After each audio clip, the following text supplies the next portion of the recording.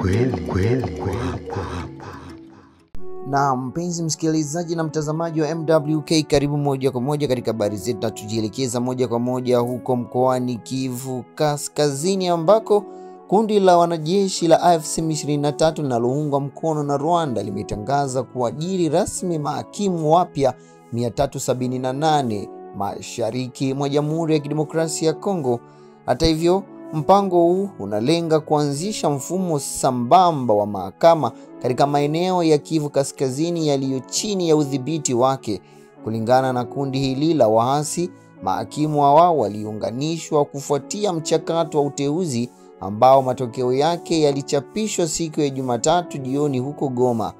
Kufuatia lawama kali kutoka kwa serikali ya Kongo, AFC M23 inajaribu kuhalalisha vitendo vyake kwa kutumia hitaji la kuhakikisha upatikanaji wa haki kwa watu wanaoishi chini ya udhibiti wake.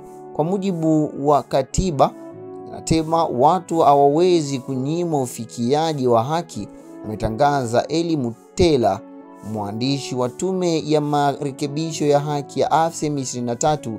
Hii ndiyo motisha yetu, kujenga upya mfumo wa mahakama ili kila mtu aweze kuwasilisha kesi yake mbele ya jaji.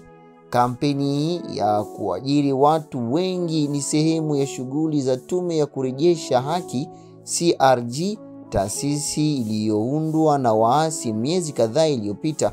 Kulingana na vyanzo vya ndani, mchakato huo ulianza Septemba 14, uliohusisha hatua kadhaa za tathmini zinazolenga kuchagua mahakimu wapya.